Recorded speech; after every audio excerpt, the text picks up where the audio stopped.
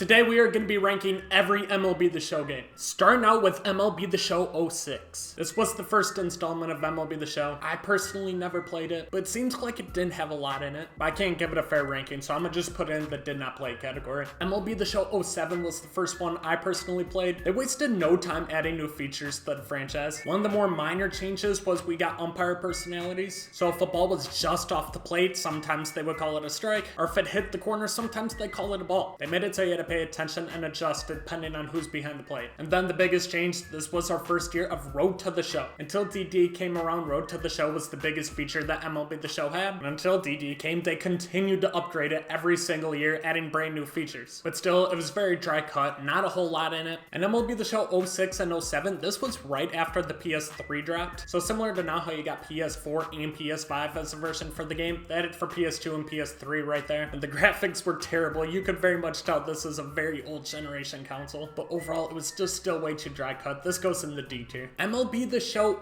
08, this is really where we started to see a bunch of new features coming into the game. We started to see more analytics come into the game, or more so tendencies. So you could see how a batter hits, if he pulls the ball, if he hits oppo all over the field, what his hot and cool zones are, and it really helped you out for how to attack certain batters. Or vice versa, it lets a batter see what kind of pitches the pitchers throws percentage wise, and really got into the mind game of things. We also saw brand new fielding and gameplay mechanics, like the Rob home run indicator. This was the first year of that. We saw a lot of tiny updates to enhance Road to the Show and online gameplay. And also I forgot, they used to have mini games in MLB The Show, and they were fun. Like, it felt very much like a video game. I think that's kind of the point. MLB The Show 08 was a very fun game. This is gonna go in the B tier. Far and away the best of the three in my opinion. MLB The Show 09 was literally a copy and paste of MLB The Show 08, except they got rid of the mini games. Like, seriously, the mini games were fun. If you guys look back at them, they were pretty dang cool. Especially with no DD or anything, it was just fun. It was like an arcade style game. Compete versus your friends, get the high score, a lot of fun. But they got rid of that a year later and made no significant changes. So for that, it goes in the C tier. MLB The Show 10. This is with Joe Mauer on the cover. And if you think SDS has a boner over Jazz Chisholm, you should have seen it with Joe Mauer, the OG heartthrob of SDS. He was on back-to-back covers in MLB The Show 10 and MLB The Show 11. Don't know why they decided to do that, but they actually made both those games really good. Starting out with MLB The Show 10, we saw more personalities from the players. They would start to show emotions, bat flips, get excited. Felt like more real-life kind of baseball style game. Also some major gameplay improvements, so the game actually felt good online. And this was my favorite part. I used to love franchise before Diamond Dynasty came out, and this was back when they gave a shit about it. You used to be in like an owner's mindset in MLB The Show 10. You could set the prices of tickets and items in the team store. You could also help set up promotions. Like, it felt like you were an owner of an MLB franchise, and it may seem small, but I absolutely love that. I played so much MLB The 10 Show franchise back when the game was fun. Online gameplay really good, franchise really good. You still had Road to the Show. This game's an easy A for me. And then we got MLB The Show 11, which was literally a copy and paste. They didn't just change the cover. Everything about the game essentially was the same. Slightly better graphics, which, I mean, that's just a given. Each year the graphics get better and better. Compared from the first installment to 06 to last year's game 22, you look at the graphics and it's just nuts how far we've came with that. We also saw a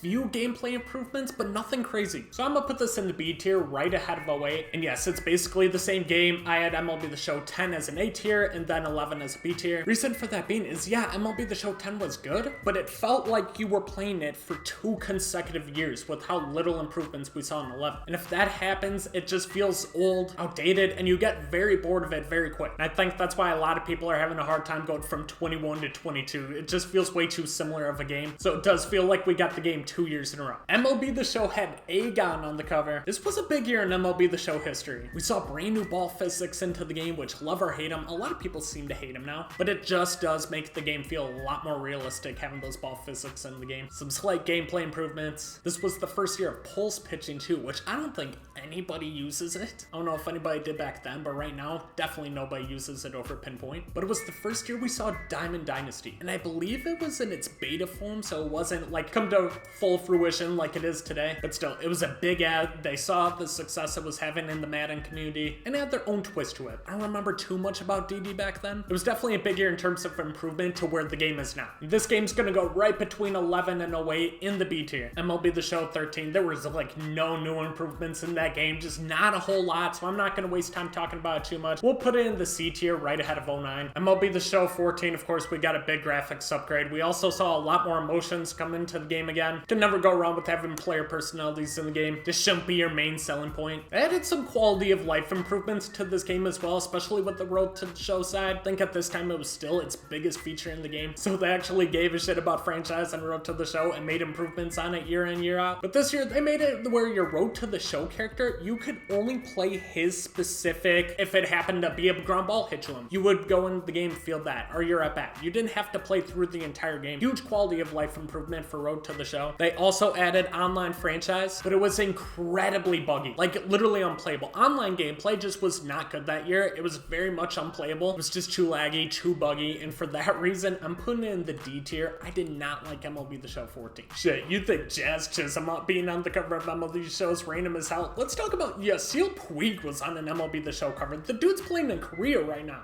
This year, they added just a few more improvements to the overall feel of the game, adding crowd emotions to make it feel a little bit more realistic, graphics improvement. This was also the first year of directional hitting, which just like pulse pitching. Don't really know anybody that uses it now, but we talked about how buggy MLB The Show 14 online was. MLB The Show 15, so much better online gameplay. You could actually go in, play a game. It was great. And you also had year-to-year saves for your Road to the Show player. So I could play my Road to the Show player in MLB The Show 14, and I could transfer him over to MLB The Show 15 and play him in that version of the game. That was awesome. So it felt like I didn't completely waste a year and have to build a brand new character. I can keep my guy going. They don't have that anymore, I believe. Correct me if I'm wrong. I don't think they do. They don't really play much Road to the Show anymore, but I don't get why they got rid of that. I don't get half the shit they got rid of, man. MLB The Show used to be so fun in other game modes, but DD. Franchise got some upgrades. You got GM contracts and ownership expectations. So once again, actually felt like you were a GM running an MLB franchise. So like you failed the owner's expectations, you could get fired. And DD started to come to life a little bit here. They got rid of contracts, which was huge. Anybody who remembers contracts in any Ultimate Team game, it's terrible. Overall, MLB The Show 15 was a great game. As of right now, this is the highest rated MLB The Show game. It's an A-tier game. But it doesn't last long because now we got MLB The Show 16. Great freaking game. In Road to the Show, they added a scout day where basically you add a whole MLB combine to impress scouts. Went through hitting and fielding drills, and that would help you boost your draft stock. Pretty basic because I think 2K has had that forever, but it was cool to see in the game at the time. Franchise mode, players had morale. So all of a sudden, if a player wasn't getting the playing time he wanted, wasn't happy with his contract, you moved him down in the lineup and he got super pissed off, you'd be able to see that and it would reflect in contract negotiations or anything else. It just felt more realistic. They also had advanced metrics, which now we live in an analytical baseball world today where everybody's talking about F-WAR, WAR, exit velo, all that stuff. That was an MLB The Show 16, so it was cool to see. This was also the first year that we saw Battle Royale come into the game. Completely different than it is now. It wasn't perfect. Of course, it had its bugs. We also saw Conquest come in, which as you've seen now, especially with programs, it's still used today. It's still relevant. And BR is probably one of the most played online game modes in the entire game. And me personally, this was the year that I started really getting into DD. Kind of took off for me that year. There was just so many improvements. The game was so fun.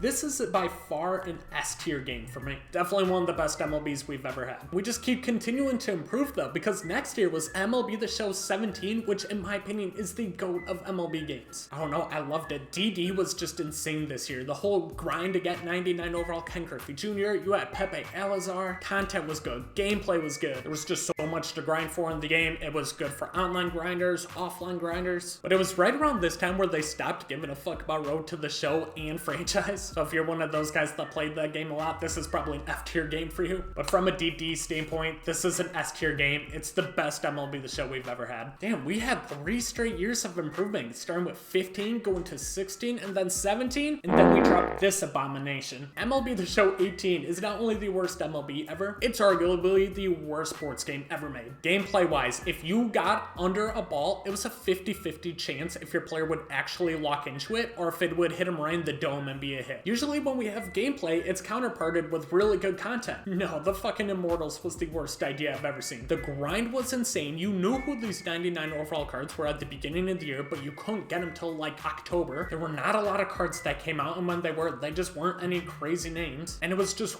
way too much offline grinding. You had to collect these bobbleheads, these vouchers, all this other random shit. This gets its own tier in the garbage tier. I hope we never see a game like that again. MLB The Show 19, Bryce Harper on the cover in a Phillies uniform, his first year in Philly. We got some more new features coming to the game. This was the first year of March to October, which I personally do not play, and I don't think a lot of people do. Just, it doesn't correlate with Diamond Dynasty, which now we live in an era where that's all people care about half time. I think the concept behind March to October is actually really fun and a good idea. It's basically just a faster paced franchise mode, and you only play in key situations. So I do like the addition. I just never play it. There's no reason for me to. Gameplay wise, there was an issue with home runs per 9 where basically it was affecting a offensive player's exit velo. So if a player had 125 home runs per 9, that ball's fucking going nowhere. But they did have the XP reward path in that game, and I missed that so much. That was so fun. You would get XP from every game mode that you played, whether it be franchise, Road to the Show, March to October, or Diamond Dynasty, and it would go towards this XP path. And at the end of each XP path, you would get a pack with a 99 overall player. It was like Tony Gwynn, Frank Thomas, a bunch of other cards that you could get day one of the game. I know a lot of people don't like 99 overall players at the beginning of the game, but I love the idea of it, being able to grind and get a really good player that's going to be relevant for a long period of time. And it wasn't an easy grind. This wasn't a card you could get in the span of a day or two. It took like a month to get at least. So the XP reward path, in my opinion, was fun. I hope they bring it back in MLB The Show 23. If you don't want 99s, at least make them like a 95 overall. I feel like that's a good mix. MLB The Show is right between a B and an A tier. I'd give it a B plus if I could, or an A minus, but I'm gonna just put it as the top B tier game for right now. MLB The Show 20, this was the first year we saw perfects, which kind of is a good thing, but at the same time kind of shitty, because now all people do is complain about how their perfects are out. Cool addition, but my god, do people like to bitch about that. XP reward path got even better. They enhanced on it. They added a whole like parallel section that they told nobody about until you were the first person to complete all the XP paths, and that just unlocked. And there you could get some throwback players like 99 overall player of the month Eric Thames, other cards like that. It was just a nice surprise because nobody knew about it. And like I said, I love the XP reward path. It was a fun grind. We also saw a few new features. Parallels is a new thing, very similar to how we have it now, where a player would get parallel based off XP and he would get an attribute boost. This was also the first year that we saw showdowns in the game. But from a content standpoint, from a gameplay standpoint, I also thought the game played really well. I was a huge fan of MLB The Show 20. I'm putting it as a very high A tier game. Now we're up to our newest versions, MLB The Show 21. Not a whole lot of new changes, but overall, I had a ton of fun with the game. I thought it played better than most people gave it. This was also the longest I played MLB The Show. I played it all year long. It wasn't perfect by any means, but overall, it was a good game. I think from a gameplay standpoint, the content was sick all year long. They just don't upgrade Road to the Show or franchise anymore. But I do think this is an A tier game. Moving on to MLB The Show 22, this was basically a copy and paste of MLB The Show 21. I didn't think there were too many differences from a content or a gameplay standpoint. I've seen people compare it to MLB The Show 18, and I don't know what game you were playing. Nothing is that bad. But MLB The Show 22, I thought did play pretty good. I did have fun with it. Obviously, there are concerns. Gameplay wasn't perfect. I feel like dropping content 3 months before the new game comes out is a bold move, but I do like the new features they brought in. Mini Seasons is a great new game mode, and so is co-op. And yes, they kind of got ignored and a little buggy, but if you look at any first installment of a new feature throughout MLB The Show history, they all started out buggy and really bad before they really came into their own form. MLB The Show 23 could be the year for those modes, maybe 24, but either way, they're gonna improve. But I personally had a lot of fun with MLB The Show 22, and I think just based off its new features, it's slightly ahead of MLB The Show 21. I do think it's an A tier game. And then we got MLB The Show 23, which hasn't came out yet, but I'm optimistic, and I'm gonna put it in the S tier. It is gonna go down as the greatest MLB The Show game ever. It's probably not, but here's my tier list for every MLB The Show game ever made. Obviously, this is opinion based, so if you have a different opinion, let me know in the comment section what you would switch around. Subscribe to the channel if you're new, and I'll catch you guys in the next one. Peace out.